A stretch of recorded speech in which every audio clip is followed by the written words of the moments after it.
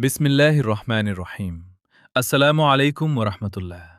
প্রিয় দর্শক, আজ আমরা এমন একটি বিষয় নিয়ে আলোচনা করব যা অনেকের মনে কৌতূহল সৃষ্টি করে। জান্নাতি হুর দেখতে কেমন হবে? এই আলোচনায় আমরা কোরআন ও সহিহ হাদিসের বাইরে কোনো দাবি করব না। আল্লাহ তাআলা জান্নাতকে এমন এক স্থান হিসেবে বর্ণনা করেছেন যেখানে এমন সব নিয়ামত রয়েছে যা কোনো চোখ দেখেনি, কোনো কান শোনেনি এবং কোনো মানুষের অন্তরে কল্পনাও আসেনি। তাই জান্নাতের প্রকৃত সৌন্দর্য এই পৃথিবীর কোনো কিছুর সঙ্গে পুরোপুরি তুলনা করা যায় না। কুরআনের বিভিন্ন আয়াতে আল্লাহ জান্নাতের সঙ্গিনীদের কথা উল্লেখ করেছেন। তাদেরকে পবিত্র, লজ্জাশীলা, সুন্দর ও সম্মানিত হিসেবে বর্ণনা করা হয়েছে।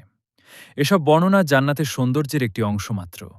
তবে কুরআন কোথাও তাদের মুখমণ্ডল বা শারীরিক গঠন বিস্তারিতভাবে বর্ণনা করেনি। সহিহ হাদিসে এসেছে যে জান্নাতের নিয়ামত পৃথিবীর সব নিয়ামতের চেয়ে অসীম উত্তম। জান্নাতের অধিবাসীরা চিরযৌবন, চিরসুস্থতা ও চিরসুখে অবস্থান করবেন। সেখানে কোনো দুঃখ, কষ্ট, বার্ধক্য বা মৃত্যু থাকবে না।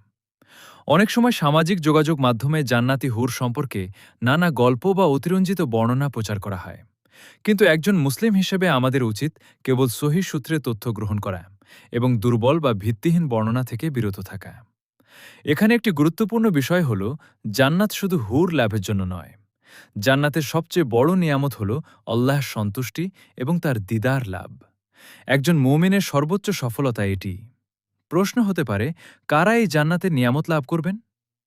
কুরআন অনুযায়ী যারা ঈমান আনবে, সালাত কায়েম করবে, নেক আমল করবে, হারাম হারাম থেকে বেঁচে থাকবে এবং আল্লাহর আনুগত্যে জীবন কাটাবে, আল্লাহ তাদের জন্য জান্নাতের সুসংবাদ দিয়েছেন।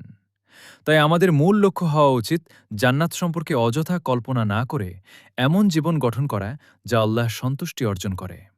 কারণ জান্নাতে পৌঁছাতে পারলেই আল্লাহ আমাদের এমন সব নিয়ামত দান করবেন যা আমাদের কল্পনারও বাইরে। প্রিয় দর্শক, যদি ভিডিওটি আপনার ভালো লাগে তাহলে লাইক, শেয়ার এবং চ্যানেলটি সাবস্ক্রাইব করতে ভুলবেন না।